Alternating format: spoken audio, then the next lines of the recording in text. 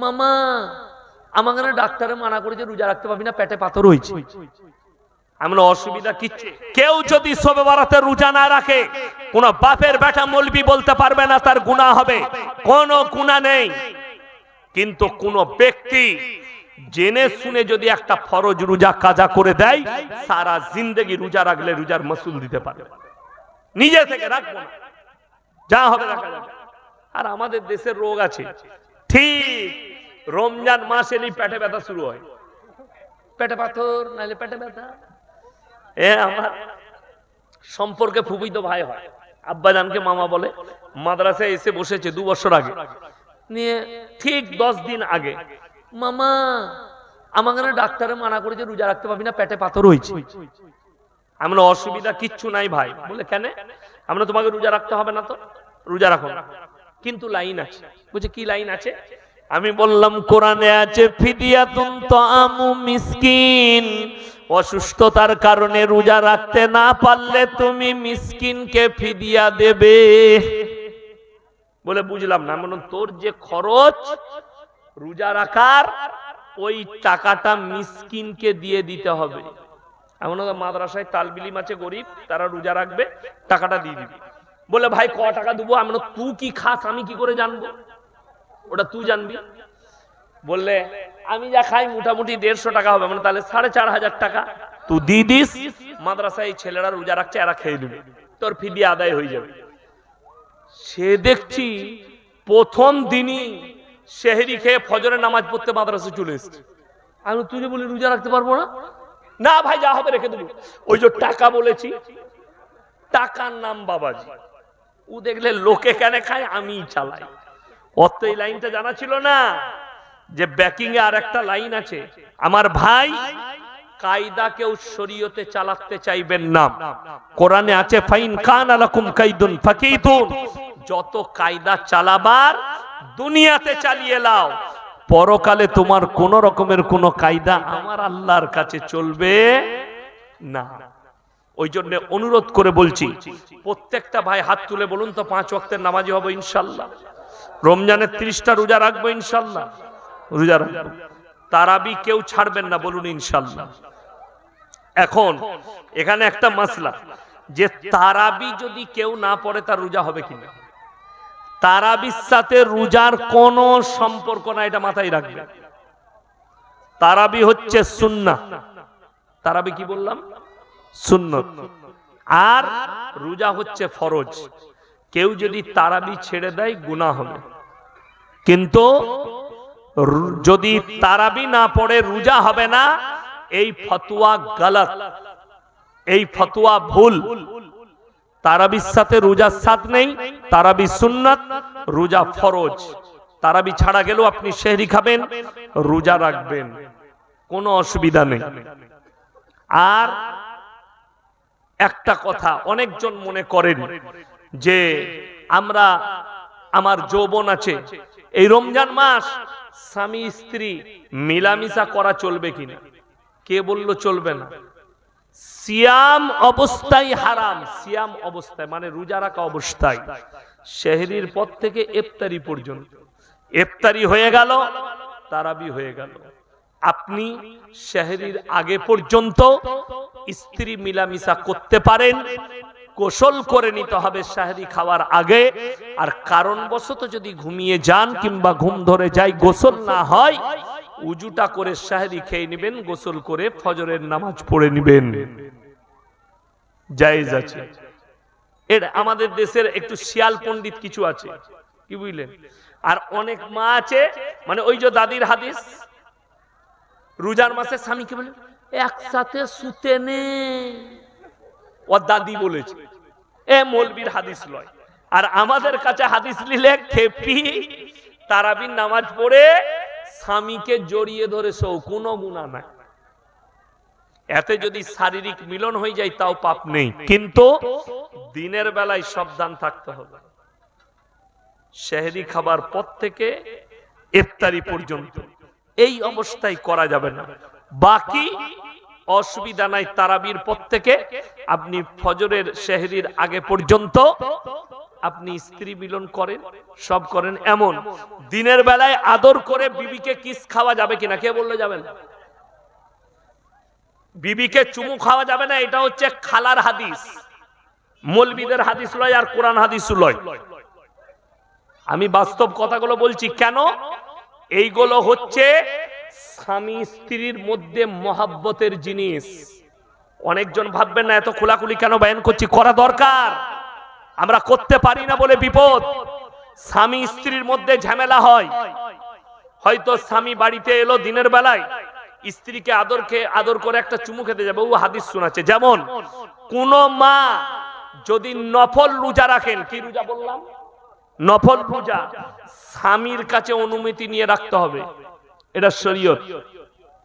স্বামীর কাছে, কালকে আমি রোজা রাখবো, স্বামী যদি বলে আমার অসুবিধা হবে, কালকে রাখো না, তুমি পরশু রাখবে।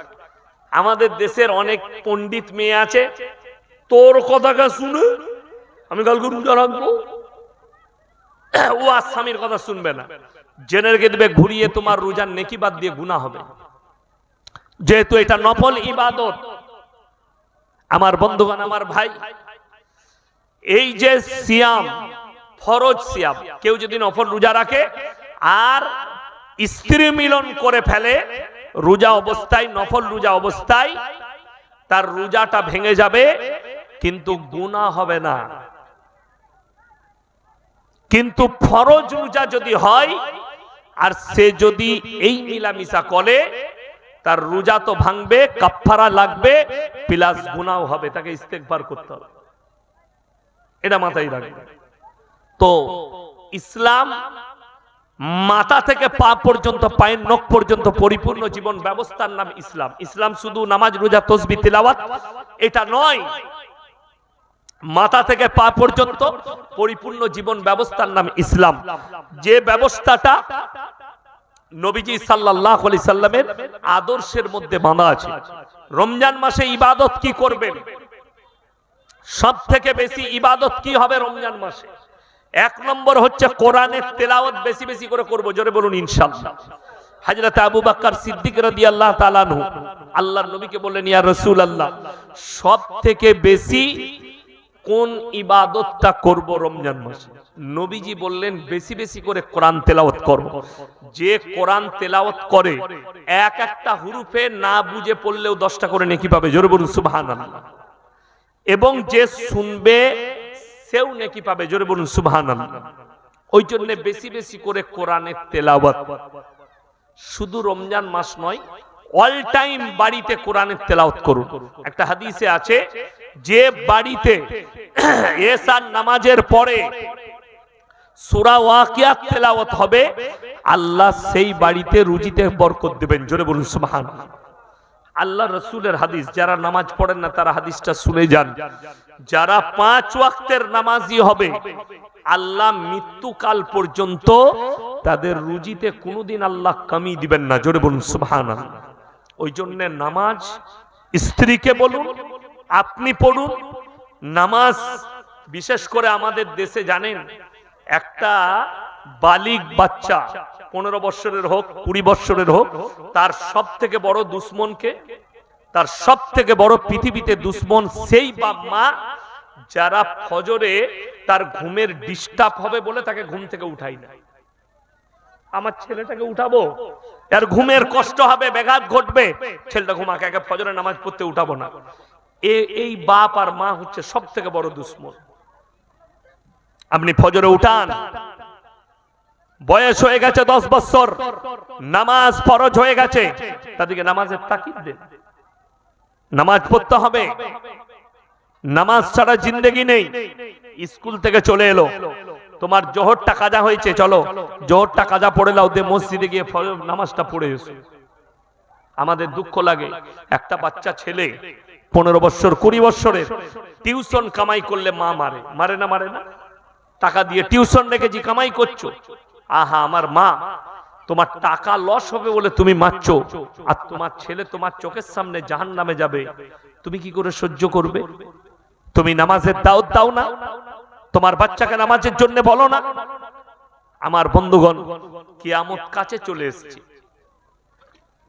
আলহামদুলিল্লাহ ছোট ছোট আলামত গুলো প্রকাশ পেতে শুরু করে দিয়েছে। নাম্বার 1, মসজিদ কার ঘর? আল্লাহর ঘর। নবীজি বললেন যখন দেখতে পাবে মসজিদের ভেতরে দুনিয়ার মানুষ দুনিয়াদারির কথা বলতে শুরু করেছে, এখন তো ইমামের খুতবা চলে আর এরা ঘরের কথা বলে, ঠিক বললাম না? 1 নম্বর। 2 নম্বর, রাস্তাঘাটে নারী আর পুরুষ গাধার মতো জিনা করতে শুরু করে দিবে। সাহাবীরা বলেন ইয়া রাসূলুল্লাহ এমন যুগ আসবে? নবীজি বলেন 100% আসবে। আজকে সেই যুগ চলে এসেছে। নাম্বার 3, নারীরা পোশাক পরার পরও তারা ন্যাংটো থাকবে। নাম্বার 4, পরকিয়া বেড়ে যাবে। নাম্বার 5, এটা খুব ডেঞ্জারাস, মারাত্মক, অনেক জনের গায়ে লাগবে। আল্লাহর রাসূল বললেন তোমরা বুঝতে পারবে কিয়ামত কাছে এসেছে যখন মূর্খ অশিক্ষিতরা সমাজের নেতৃত্ব দিবে আর শিক্ষিতরা চুপচাপ বসে দেখবে। আমার ভাই, ওই জন্য কিয়ামতের অনেক আলামত। আসামের মুখ্যমন্ত্রী মুসলিম লোকের ছবির উপর বন্দুক ঠেকিয়ে গুলি চালিয়েছে, দেখলাম টুইটটা আবার ডিলিট করে দিয়েছে। যাই হোক, এই ব্যক্তিটা কিছুদিন আগে বলেছিলেন যে মুসলমান को परेशान करो, अगर 5 रुपया भाड़ा मांगे रिक्शा में रिक्शे से तो उनको 4 रुपया दो, इतना परेशान करो कि वो हमारा राज छोड़कर भाग जाए। मेरे दोस्त, তুমি বলছো মুসলমানকে পরেশান করো, 5 টাকা ভাড়া চাইলে 4 টাকা দাও, আর আমি আমার মুসলমান কমকে বলবো কোন রিস্কায় চাপলে সে 10 টাকা চাইলে তাকে 20 টাকা ভাড়া দেন, তার কষ্টটা অনুভব করে। আমি বর্ধমান টাউনে বাজার করতে গেলে গাড়ি তো সব জায়গায় যাই না, আমি রিস্কায় চাপি। আমি রিস্কাওয়ালাকে কি বলি জানেন? তুমি ভাড়া বলবেন আমি নিজে থেকে দেব। তো তাদের এতটা বিশ্বাস একজন হিন্দু রিস্কাওয়ালার, যেই দাড়িওয়ালা টুপিওয়ালা মৌলবি আমাদেরকে ঠকাবে না। কি বলে জানেন? স্যার আপনি আপনার মন থেকে দিবেন, বিশ্বাস করুন। 20 টাকার ভাড়াটা তাকে 40 টাকা দিই। কেন? লোকটা ভাড়ার দাবি করেনি, মন থেকে বেশি দিবার ইচ্ছা করে। করে না? করে করে। আজকে আপনাকে আমি বর্তমানে অবস্থা বলবো, যে বক্তা বলবে আপনারা খুশি করে টাকা দিবেন, সেই বক্তাকে সমাজ আর টাকা দিবেন, ঠকিয়ে দিবে। ঠিক বললাম না ভুল বললাম? এর দলিল আছে আমার বাপ নিজে। মৌলবি শওকত সাহেব আমাদের মতো 100টা মৌলবিকে জন্ম দিয়েছে, আর কত বক্তা তৈরি করেছে সবাই জানে। আমার বড় ভাই জয়নাল আবেদিন সাহেব আমার আব্বাজিকে আব্বা বলে, মোল্লা নূর আলম সাহেব বর্ধমানে আমার আব্বাজিকে আব্বা বলে। এরকম হাজারো বক্তা তৈরি করেছে। লোকরা ইয়াসিনকে 25,000 টাকা দেয়, মৌলবি শওকত টাকা চাই না, তাকে 5,000 টাকা ধরিয়ে দেয়। বাস্তব বলছি, এটা বাস্তব চিত্র বলছি আমার বন্ধুগণ, আমার ভাই। ওই জন্যে যদি কোনো রিস্কাওয়ালা, কোনো কর্মচারী আপনার কাছে, আপনার বাড়িতে কেউ কাজ করছে, রাসূলের হাদিস, হেমন্ত বাবু শোনো, ইসলামী শরিয়া কি বলেছে? তুমি যদি তোমার বাড়িতে কেউ পরিশ্রম করে, নবীজি বললেন তার ঘাম শুকানোর আগে তার পরিশ্রম মিটিয়ে দাও। জোরে বলুন সুবহানাল্লাহ। তুমি 1 টাকা মেরে নিয়ে তুমি বড় লোক হবে? আরে বলো ভারতের মুসলিম দিকে, তোমার রাজ্য তুমি চালাতে পারছো না, তোমার রাজ্য তুমি দুর্নীতি করেছো, অভাব যাচ্ছে। আমরা প্রত্যেকটা মুসলমান, ভারতের 30 কোটি মুসলমান 1 টাকা করে দিলে তোমাকে 30 কোটি টাকা ভিক্ষা দিতে পারবো, ঠিক কিনা কথা বলেন? ইনশাআল্লাহ। তুমি চাও? একবার বলো मुसलमान के पास मैं भिक्षा मांग रहा हूं, 1 रुपया करके दे दो। परेशान करने की क्या बात है यार? परेशान मत करो, तुमसे हमसे मांग लो। हम सारे हिंदुस्तानी मुसलमान 1-1 रुपया आसाम के लिए हम लोग दे देंगे इंशाल्लाह। इससे हम राजी हैं, कोई बात नहीं। लेकिन ये क्या बात है कि मुसलमान को परेशान करो? अगर तुम ये सोच रहे हो कि मुसलमान को परेशान कर कर हिंदुस्तान से भगा देंगे और इस्लाम को मिटा देंगे, ये तुम फिर सोच लो। हिंदुस्तान के जरा इतिहास उठाकर देख लो, तुमसे पहले अंग्रेज भी आए थे, वो भी चले गए। और तुम क्या बात हो यार, क्या तुमको मरना नहीं है? तुम दुनिया में जीवित रहोगे, तुमको भी मरना पड़ेगा, मौत तुमको भी आएगी और हमें भी आएगी। तो किस बात का तुम तकब्बुर कर रहे हो? किस दौलत की तकब्बुर कर रहे हो? फिरौन का इतिहास उठाकर देख लो, नमरूद का देख लो। एक दिन ऐसा भी आएगा, अल्लाह तुमको भी भगाएंगे इंशाअल्लाह।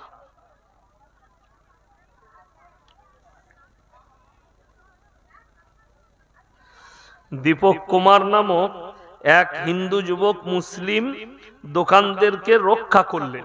এটা ইউপিতে ঘটেছে। সে বলেছে, তাকে জিজ্ঞেস করছে তেরা নাম क्या है? बोले दुकान का नाम पलट दो। দোকানে যারা বলছে দোকানের নাম পাল্টিয়ে দাও, আপনি চলুন। বিদেশে যতগুলো আমার বর্ধমান থেকে চাল যাচ্ছে, চাল জানেন তো, চালের বড় বড় রাইস মিলগুলো আমার বাড়ির কাছে, সব বড় রাইস মিলগুলো আমার বাড়ির কাছে। অনেক এমন হিন্দু ভাইদের রাইস মিল আছে, সৌদি, দুবাই, কাতার, কুয়েতে চাল পাঠাচ্ছে। তাদের ব্যাগেতে আরবিতে মুসলিম ব্র্যান্ড দিয়েছে নাম, তবে বিক্রি হচ্ছে। শুধু তাই নয়, ভারতের যতগুলো হিন্দু ভাই গরুর গোস্তের কারখানা করে রেখেছে, বিদেশে এক্সপোর্ট করছে, তাদেরকে জিজ্ঞেস করো তাদের কোম্পানির নাম মুসলিম নাম কেন দিয়ে রেখেছে? কেন দিয়ে রেখেছে? আমরা আপত্তি করিনি, কোনো ব্যাপার নেই। আমার ভাই, দুঃখ একটা হচ্ছে, গোবর আর মুত খেলে কি বেরেনে আর ভালো কথা জাগে? জাগে না। দুধ খেতে হয়, দুধ খেলে ব্রেন ফ্রেশ থাকে। আমরা বলিনি, ডাক্তার বলছে দুধ খাও, কাজু খাও, পেস্তা খাও, বাদাম খাও, আর ये बाबा कह रहे हैं गबर खा लो, मूत पी लो। यार, गाय का जो बच्चा है वो भी मूत नहीं पीते। अरे सुने लेन, আমার দেশে সব হিন্দু ভাই খারাপ নয়। আমার অনেক হিন্দু ভাই আছে যারা আমার জলসা শুনে। আমি ত্রিপুরার এয়ারপোর্টে বসেছিলাম, একটা ছেলে এসে আমাকে সালাম করলো, স্যার আমি আপনার বয়ান শুনি, আমার বাড়ি ত্রিপুরায় আগরতলায়, আমার ব্যবসা আছে, আমি কলকাতা যাচ্ছি, আমি হিন্দুদের ছেলে, আমি আপনার বক্তব্য প্রচুর শুনি, আপনি খুব ভালো কথা বলেন। কেন? কোন ধর্মকে আঘাত নয়, কোন ধর্মকে ব্যথা নয়, এটা ইসলাম দেয় না। এই যে ছেলেটা বাঁচিয়েছে, এ বলেছে মেরা নাম মোহাম্মদ দীপক है, बोल क्या करेगा। আমি দেখলাম আমাদের দেশে মিডিয়ারা এত বেইজ্জতি হচ্ছে। একজন বলছে भाई आप ये कहो कि जो बांग्लादेश में हो रहा है, जो हो रहा है, तो से बोले क्या हो रहा है पूछो, मैं कुछ नहीं जानता। बोलते आप जरा ये बताइए, भारत माता की जय। बोले नहीं बोलूंगा, मैं सिर्फ जानता हूँ ला इलाहा इल्लल्लाह मोहम्मद रसूलुल्लाह।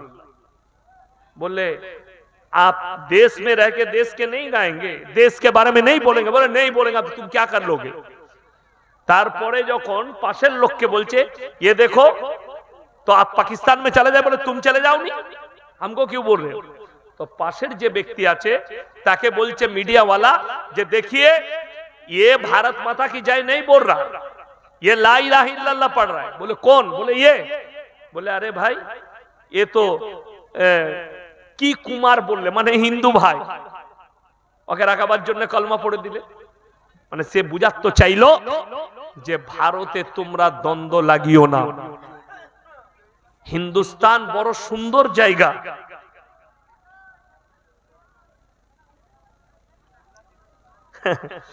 রোজা রেখে যেসব যুবক যুবতীরা ঘুমিয়ে সারাদিন মোবাইল দেখে, তাদের কি বলবেন? কি বলবো, তাদের এমনিও নাই ওদিকেও নাই। কি বুঝলেন? ঘুমানো রোজা ঘুমানোর মতো হবে। রোজার মাসটা শুধু রোজা রাখা নয়, রোজার মাস হচ্ছে কামানোর মাস, নেকির মাস, মাগফিরাতের মাস, বরকতের মাস, চাহাতের মাস। রমজান মাস ও তো এরকম করে তো আমরা মৌলবীরা সারা বছর রোজা রাখতে পারবো। এসি রুম দিয়ে দাও, সেহরি খাবো, এক ঘুমে জোহর আর এক ঘুমে আসর, তারপরে ইফতারি, রোজ রোজা হবে। ওই রোজার কোনো দাম না। কি বুঝলেন? রোজার নেকি পাবেন, কিন্তু রোজার মেন উদ্দেশ্য হচ্ছে ইবাদত। ইবাদত, রাত জেগে ইবাদত, দিনের বেলায় ইবাদত, সবাই রমজান মাসে ইবাদত করবেন তো, জোরে বলুন ইনশাআল্লাহ। আর মোবাইল এই জন্য দূরে রাখবেন, মোবাইলের দ্বারা নোংরা জিনিস দেখলে রোজা কমজোর হয়ে যাবে, আপনার নফস কমজোর হবে, নফস পাপ করবে, জিনা করার পাপ হবে। আল্লাহ তাআলা আমাদের সকলকে ক্ষমা করুক, জোরে বলুন আল্লাহুম্মা আমিন। আমার বন্ধুগণ, আমার ভাই, এরপরে বলবো, সমাজের বুকে তিনটে ব্যক্তি যদি কোনোদিন হাত পাতে, তাদের হাতকে জীবনে ফিরাবেন না, জোরে বলুন ইনশাআল্লাহ। দুনিয়াতে তিনটে জিনিস আপনি রেখে যান, কিয়ামতের সকাল পর্যন্ত নেকি পাবেন। কটা বললাম বাবা? তিনটে। নাম্বার 1, নেক সন্তান। এটা বিরাট বড় সাদকা। মরে যাওয়ার পরে আপনার কবর জিয়ারত করবে, আপনার জন্য দান করবে, আপনার জন্য দোয়া করবে। নাম্বার 2, সেটা হচ্ছে নিজের জন্য সাদকায়ে জারিয়া করা। নাম্বার 3, খায়রুকুম মান তাআল্লামাল কুরআন আল্লামাহু, যারা ইলম হাসিল করে এবং অপরের কাছে পৌঁছায়। আমার বন্ধুগণ, আমার ভাই, তিনটে ব্যক্তি হাত পেতে দিলে তাদের হাতকে জীবনে ফিরাবেন না। 1 নম্বর ওয়াআতিদাল কুরবা, কাছের গরিব। নাম্বার 2, ওয়াল ইয়াতামা ওয়াল মাসাকিন, এতিম আর মিসকিন যদি হাত পাতে। ওয়াবনাস সাবিল ওয়ালা তুবাদদির তাবদীরা, আর মুসাফির যদি হাত পাতে তার হাতকে ফিরিও না। আমার বন্ধুগণ, আজকে আমি 250 কিলোমিটার এলাম আজকের এই মজমায়, আমি হচ্ছি একজন বড় মুসাফির, ঠিক কি না? তিনটে ব্যক্তি যদি দোয়া করে আল্লাহ কবুল করে নেয়। পৃথিবীতে আল্লাহর সবথেকে দামি ঘর, সেটার নাম মসজিদ। আমরা সবাই মসজিদ মুখী হব, জোরে বলুন ইনশাআল্লাহ। কোরআনের সাথে মহব্বত করব, বলুন ইনশাআল্লাহ। আমার ভাই, কোরআন কটা পারা আছে বাপ? 30টা পারা। আমি বলবো, আপনাদের এখানে মসজিদের জন্য 5 জন ব্যক্তি এমন কেউ আছেন 2000 করে টাকা মসজিদে দিবেন, ইনশাআল্লাহ ওয়াদা করবেন? নাম্বার 1 কে আছেন 2000 টাকা মসজিদে আল্লাহর ঘরের জন্য, পরকালের জন্য। আমি মুসাফির দোয়া করব, আল্লাহ যেন আপনার পরকালকে সুন্দর করে। 1 নম্বর বিসমিল্লাহ কে করবেন 2000 টাকা মসজিদের জন্য? কি নাম বাবু? হ্যাঁ, সাফিদুল ভাই, মাশাআল্লাহ। আল্লাহ আপনার হায়াতে বরকত দেখ, রুজি রোজগারে বরকত দেখ, কারোবারে আল্লাহ বরকত দেখ। আমার ভাই 2 নম্বরটা কে আছে? আমি 5 জন চেয়েছি, 5 ওয়াক্তের নামাজ। 2 নম্বরটা একজন হিন্দুদের মা, আমি যেখানে ছিলাম চলতে পাচ্ছেন না, হুঁটোয় ব্যথা, বলছে বাবা আমি ওপরে কি করে চাপবো, 2 তলার ওপরে। বলছে তোমাকে চাপতে হবে, উপায় নাই। সে বেচারা বেটারা ধরে ধরে নিয়ে গেছে। এবং আপনি বলছেন সেই মানুষের কষ্টর বদদুয়া লাগবে না? লাগবে। সে যেই হোক, এই গরিব অসহায় দুঃখী যাদের উপরে অত্যাচার হচ্ছে, পৃথিবীর ইতিহাস খুলে দেখে নাও, আল্লাহ তাআলা ভালো ভালো দামি দামি শক্তিশালী জালিম বাদশাকে বেইজ্জতির সঙ্গে মৃত্যু দিয়েছে। নাম্বার 1, কোরআনে যার উল্লেখ আছে, ফেরাউন যে মিশরের মাটিতে দাঁড়িয়ে বলেছিল আনা রাব্বুকুমুল আলা, আমি তোমাদের রব আর আমি তোমাদের সব। আল্লাহ বলে কেউ নাই, আমি হচ্ছি তোমাদের রব। জোরে বলুন নাউজুবিল্লাহ। এই দাবি করেছিল, আল্লাহ তাকে বেইজ্জতি করে মৃত্যু দিয়েছে। আচ্ছা, বেইজ্জতিটা সবথেকে বড় বেইজ্জতি কাকে বলে জানেন? এখন যদি আপনাদের কারো বাচ্চা হয়, তো কেউ নিজের ছেলের নাম ফেরাউন রাখবে? কেন রাখবে না? জানে সে জালিম ছিল, অত্যাচারী ছিল, এবং এই লোকটা জাহান্নামী। ঠিক কিনা কথা বলে? কেউ রাখবে না নিজের ছেলের নাম ফেরাউন, কেউ রাখবে না নিজের ছেলের নাম নমরুদ। কাদিকে দেখছেন, এই 2023 থেকে 2025 পৃথিবীর 4টা শাসককে আল্লাহ বেইজ্জতি করেছে, বেইজ্জতি করে দেশ ছাড়া করেছে। নাম্বার 1, শ্রীলঙ্কার প্রধানমন্ত্রী দেশ ছেড়ে পালিয়েছে। তাদের দেশের জনতা মন্ত্রীদের আন্ডারপ্যান্ট ছিঁড়ে দিয়েছে, পাছা ফাটিয়েছে। দেখেছেন না? দেখেনি? মোবাইল গুলো দেখে নেন, এখনো চলছে মোবাইল। নাম্বার 2, রাজহাঁসের মাংস, পাতি হাঁসের মাংস, ইলিশ মাছের পাতুড়ি আর আপনার ভেটকি মাছের পকোড়া, ম্যাডাম গোসল করছেন, বেরিয়ে ডাইনিং টেবিলে বসে খানা খাবেন। সেনাপ্রধান ঢুকে গেল বাড়িতে, 40 মিনিট সময় আছে, যা পারবেন ব্যাগে ভরুন আর বেরিয়ে যান, জনস্রোত আসছে, আপনাকে হত্যা করে দেওয়া হবে। দেশ ছেড়ে পালাতে হয়েছে, আমার আল্লাহর রাঁধা ভাত খেতে দেয়নি, বেইজ্জতি করে দেশ ছাড়া করেছে। জোরে বলুন সুবহানাল্লাহ। সেই মেহমানটা আবার আমাদের দেশেই আছে, নাম আমি করব না। समझदारों के लिए इशारा काफी है, समझदारों के लिए इशारा काफी है, ও নাম উচ্চারণ করার দরকার নেই। আমি খালি চিন্তা করছি, আমাদিকে প্রমাণ লাগছে আমরা দেশের নাগরিক কিনা। তো হাসিনা কি করে আমাদের দেশের নাগরিক হয়ে গেল? তসলিমা নাসরিন কি করে নাগরিকত্ব পেল?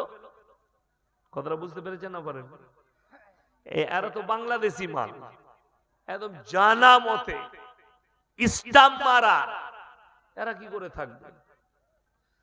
যাই হোক, দুটো গেল। 3 নম্বর, বাশার আল আসাদ, সিরিয়ার প্রেসিডেন্ট। আপনারা অনেকে হয়তো জানেন না, কিয়ামতের যতগুলো আলামত আছে তার মধ্যে একটা আলামত হচ্ছে দামেস্কের মসজিদে ইমাম মেহেদী ইমামতি করবেন, আর ওই মসজিদে আল্লাহ তাআলা হযরতে ঈসা মসিহকে নামাবেন। জোরে বলুন সুবহানাল্লাহ। সেই মসজিদে 27 বছর নামাজ হতে দেয়নি এই বাশার আল আসাদ। তার দেশের জনতা তাকে হত্যা করে দিত, লুকিয়ে দেশ ছেড়ে পালিয়েছে। তার গোডাউনে 4.5 কোটি টাকার গাড়ি রাখা আছে। কত বললাম? 4.5 কোটি 4 হুইলার রাখা আছে। সে কোথায় পালিয়েছে আল্লাহ ছাড়া, সে ছাড়া কেউ জানে না। কিছু কিছু রিপোর্টাররা বলছে সে নাকি রাশিয়া পালিয়েছে। যাই হোক, আল্লাহ জানে কোথায় আছে, তবে দেশে নেই। বেজ্জতি হয়ে পালাতে হয়েছে রাজত্ব ছেড়ে, আল্লাহ বেজ্জতি করে দেশ ছাড়া করেছে। সেই মসজিদ আজান শুরু হয়েছে, সেই মসজিদে নামাজ শুরু হয়ে গেছে। জোরে বলুন সুবহানাল্লাহ। এরপরে রইল দুটো জিনিস, এক হচ্ছে ইমাম মেহেদীর আগমন, নাম্বার 2 ঈসা মসির আগমন। মসজিদে তো নামাজ শুরু হয়ে গেল দামেস্কে, ওই মসজিদে। আমার বন্ধুগণ, আমার ভাই, নাম্বার 4, নেপালের প্রধানমন্ত্রী দেশ ছেড়ে পালিয়েছে। তাদের জনতা পিঠের চামড়া তুলে দিয়েছে, পানিতে ছুটছে, মন্ত্রীর পাছায় লাথি আর জুতোর বাড়ি মারছে। কে? জনতা। বেজ্জতি।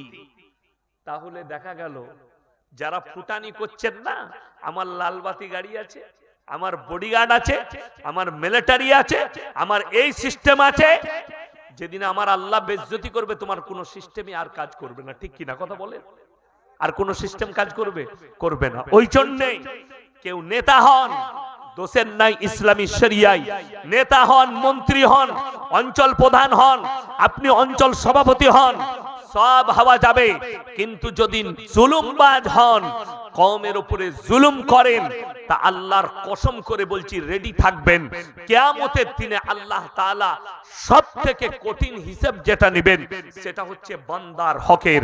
যে তার কওমের হক মারবে, প্রতিবেশীর হক মারবে, তার প্রজাদের হক মারবে, এদিকে জাহান্নামে যেতে হবে কিয়ামতের দিনে। কোনো বাপের বেটা মৌলবি তাদেরকে জান্নাতে নিয়ে যেতে পারবে না।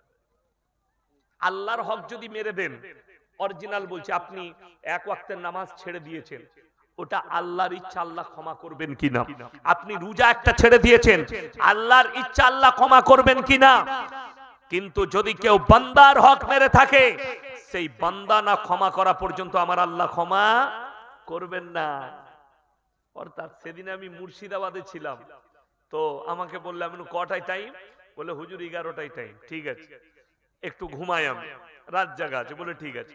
আমার পাশে একজন বক্তার, মাদ্রাসার জলসা ছিল, বক্তার ড্রাইভার সুইচ, আমি শুনতে পাচ্ছি, কম্বল ঢাকা দিয়ে আছি, কিন্তু আমার কানে আওয়াজ আসছে, ঘুম ধরেনি তখন।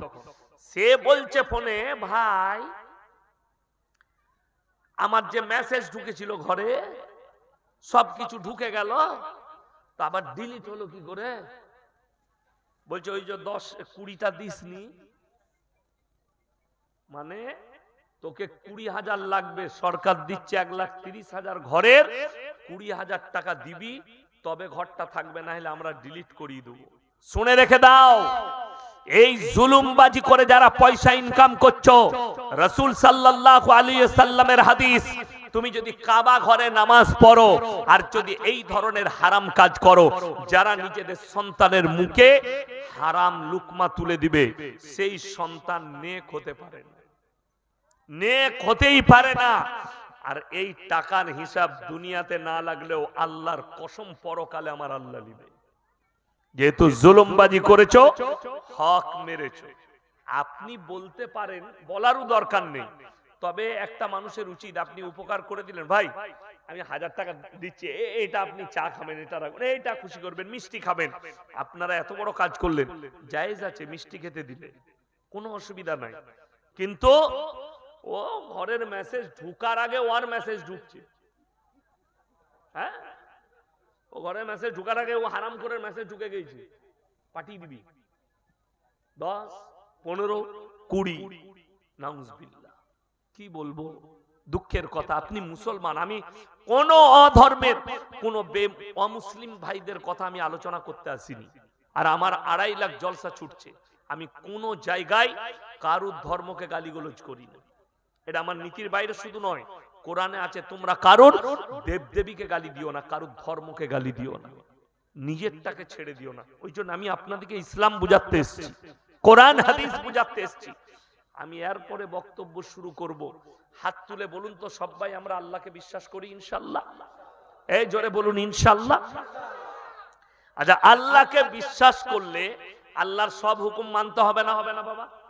হবে তো।